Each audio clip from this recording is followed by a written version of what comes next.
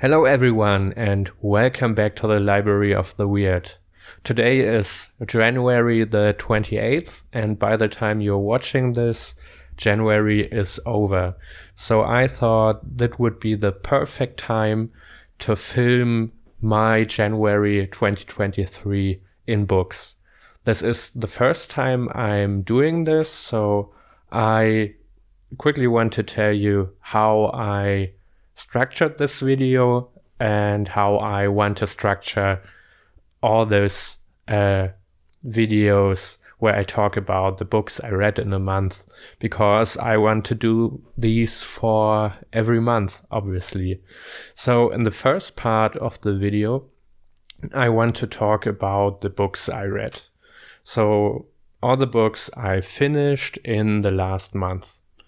The second part of the video will be about the books I bought this month, because I think it's nice to show people how I won't talk about how much money I spent on these books, but I just want to talk about the books I bought. I'm not a huge guy for book hauls. I'm buying one book, then maybe two books at a time, but I'm not the person who's buying like 10 books at a time. So I don't want to do individual book haul videos. So I'm using this video to tell you about the books I bought. In the third part of the video, I talk about the books I'm currently reading. I'm always reading multiple books at any given moment, and I think this is a good time to tell you about books there's books I'm reading over a longer period of time. I can tell you how far I've come, and then there's books I just started. I can tell you about that, and that leads me to the fourth part of this video, where I will be talking about my reading plans for the next month, in this case February. And then in the last part, I want to talk a bit about music, because I love music, and most of the time when I'm reading, I'm listening to music. And I think this is a great time to talk to you about the music I currently enjoy. And with that, let's go on to the first part of the video, which is the books I read in January.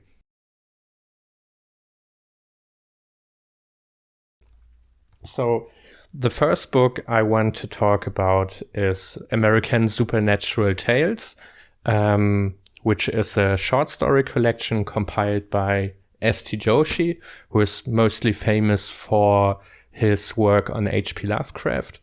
And I actually already filmed a video on this book. It will be coming out 1 week after this one, so on February 9th, I believe. So the short summary of this book is it features American authors who write supernatural horror, and it starts with the very beginnings of American horror, with a story, I believe, from 1850 or something like that, and 1824 actually. And the latest story in this book, or the most recent story in this book, is from 2000. It features H.P. Lovecraft, Stephen King, Shirley Jackson, and many, many more. The most famous persons in American horror history. So while I really enjoyed this anthology, I still have at least one criticism, and I think the most important criticism is that it's a very male and a very white anthology. There's only two women and one non-binary person in this book, and the only person of color is S.T. Joshi himself. And I mean, this compilation was released in 2007, so yeah, I've been wishing for more diversity. But if you want to hear more about this book, watch my other video about this book. So the second book I read in January was In That Endlessness, Our End, which is a short story collection by Gemma Files. It was released in 2021 by Grimscribe Press, which is a great publisher of weird horror and weird fiction. It features 15 of the most weird stories I've ever read. Gemma Files found really, really great ways to become creative with these stories, and yeah, I really, really enjoyed this compilation. The cast of characters is very diverse, and I really, really loved most of those characters. I definitely recommend this short story collection, and I actually will be doing a video about this one too. So the third book I read in January is Babel by R.F. Kuang.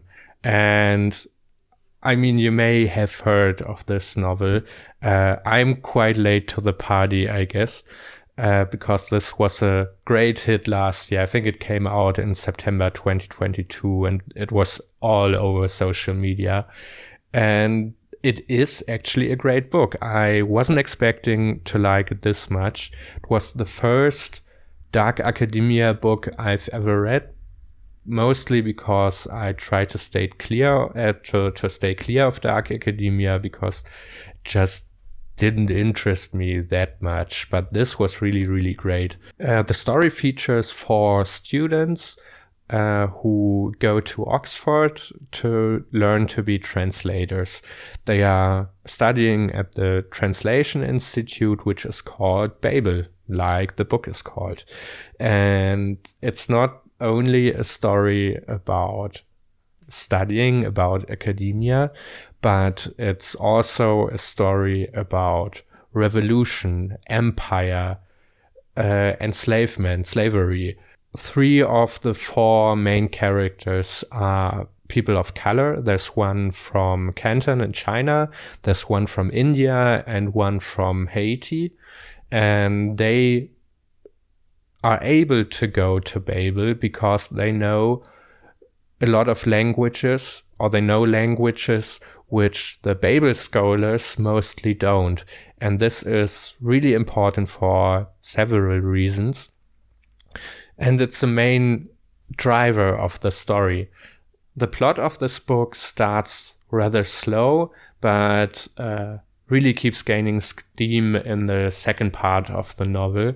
But for me, it was the themes which kept me reading, because I think it was wonderfully written, and at least for me as a white person, I really learned a few new angles on the topics which are covered in this book. And one last thing that I want to say about this book is I really, really enjoyed that the translation, at least the German ones, were correct. And this is not a given thing. I've read many books where people speak German, and the author of the book was too lazy to use Google Translate or anything else. And I really enjoyed that the German was correct in this novel. The last book I read in January, which I actually listened to as an audiobook, is Children of Ash and Elm by Neil Price. It's a nonfiction book about the history of the Vikings, and it covers a great deal of themes and of topics. I think it was really, really great. It does not start with the raid on Lindisfarne, and it does not end with the Battle of Stamford Bridge. It covers way more. It covers how life for the non-Viking people was in Scandinavia. It covers how life was for people who lived in who lived in areas that were settled by the Viking people. And it covered how the Vikings interacted with the world. It also talked about their belief system, about religion, about how they buried their dead. And for me, who does know quite a bit about the history of the Vikings, but is still by no means an expert, it was a really, really good book. I really did enjoy that. And this was the last book I finished in January. Let's talk about the books I'm currently reading.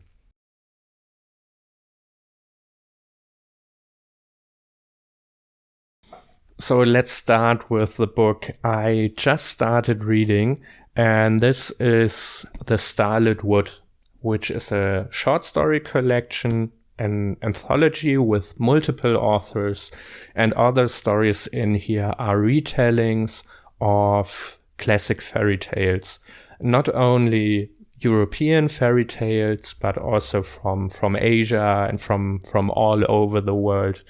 And I've read 3 of the stories so far, and I really like the angle they're taking with this.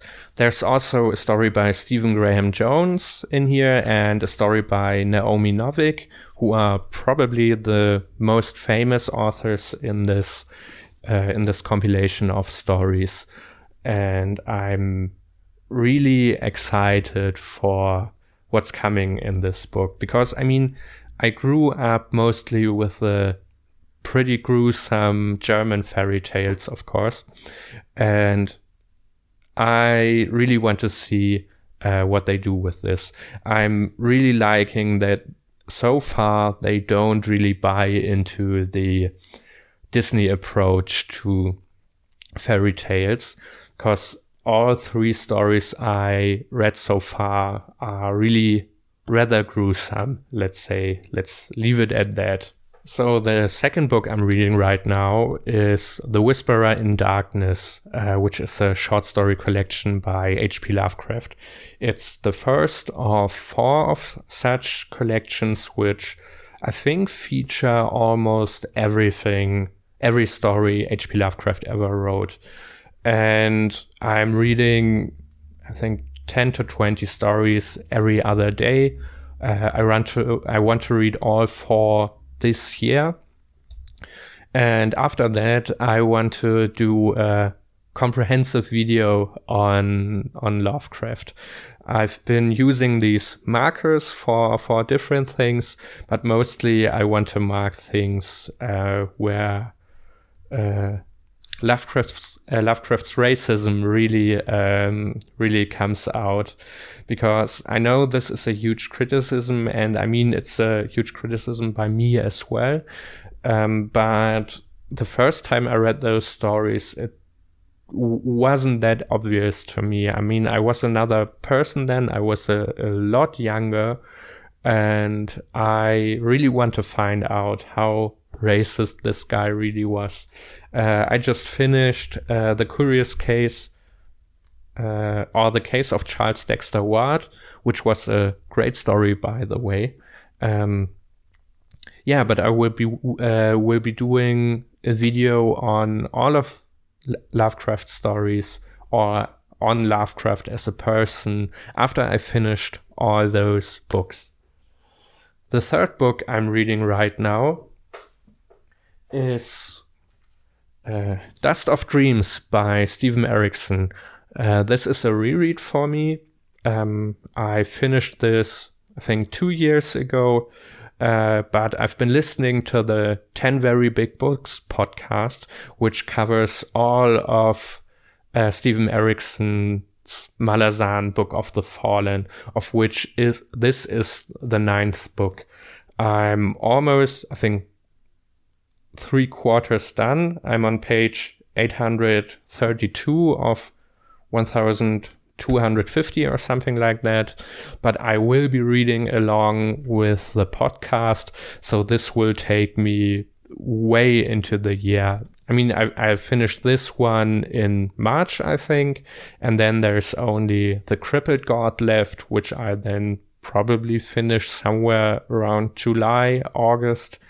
I don't know. Yeah, I'm reading 100 pages every 2 weeks.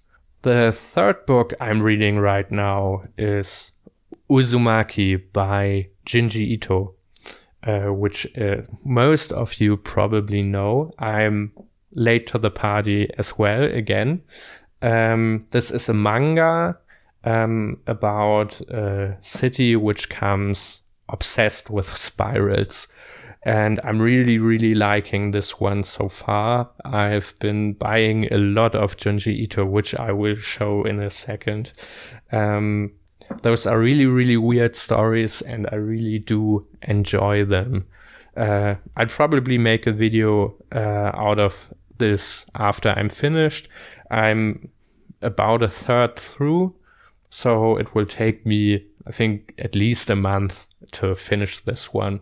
So the second to last piece of literature I'm reading right now is Dream Country by Neil Gaiman, which is the third part in the anniversary edition of The Sandman.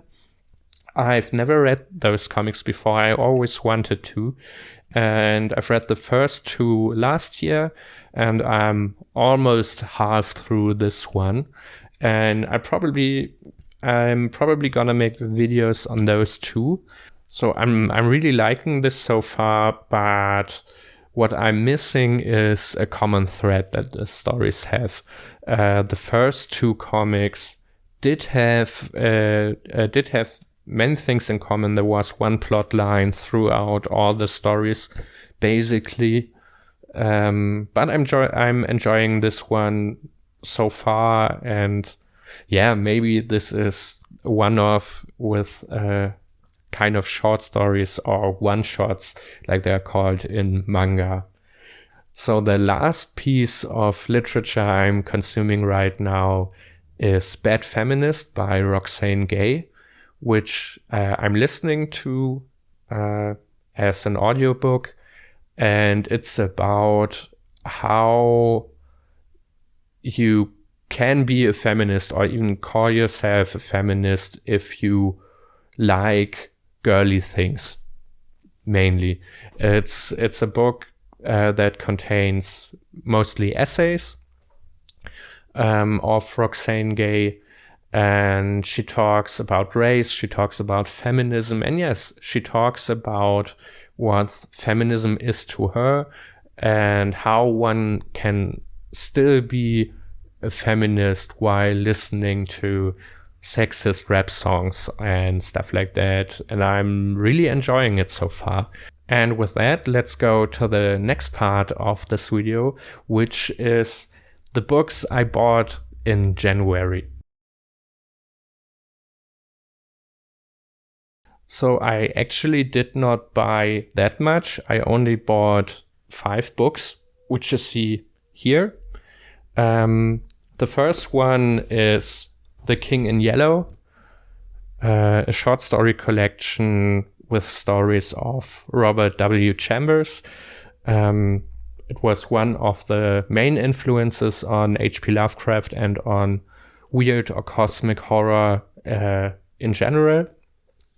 I actually thought this was a Penguin edition because of this stripe here, but I was deceived. It is not.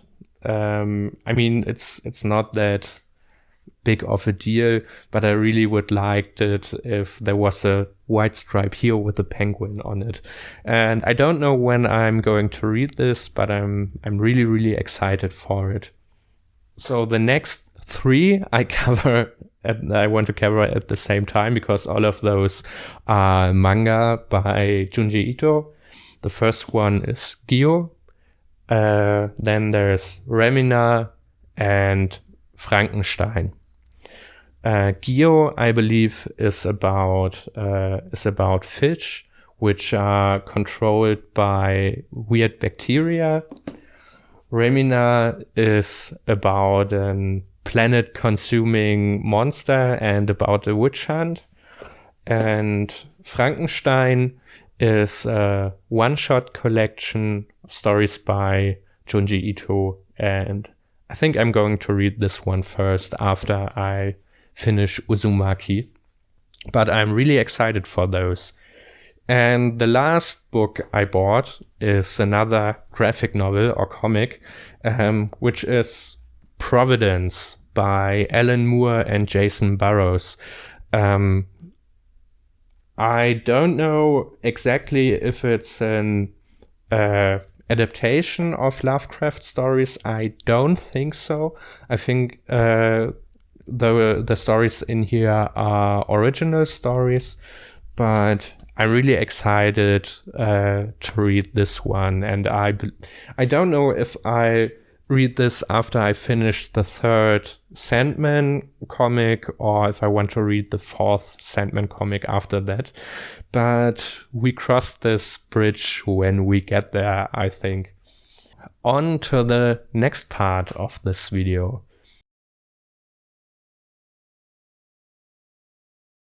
So in this part of the video, I want to talk about my reading plans for February.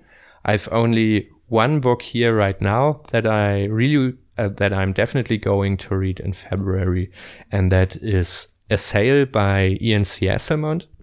It's part of the Malazan world, and it's the sixth and last novel in the novels of the Malazan Empire. And I won't talk too much about it because I would really have to talk a lot about Malazan. Let's just say it's a fantasy novel. And for those who know about Malazan, we're finally going to Assail. I expect we're seeing a lot of foghole Assail, which are like weird, big creatures with 4 knees and 4 elbows. And we will be seeing a character again, which we saw the last time in Memories of Ice, which is the third novel in the Malazan Book of the Fallen. It's like 15 books in the past. I'm really excited for this one. And yeah, I'll be hoping to finish the Starlit Wood and Bad Feminist. And another book I'm definitely going to read is Don't Fear the Reaper by Stephen Graham Jones. So the title may ring some bells, or maybe some cowbells.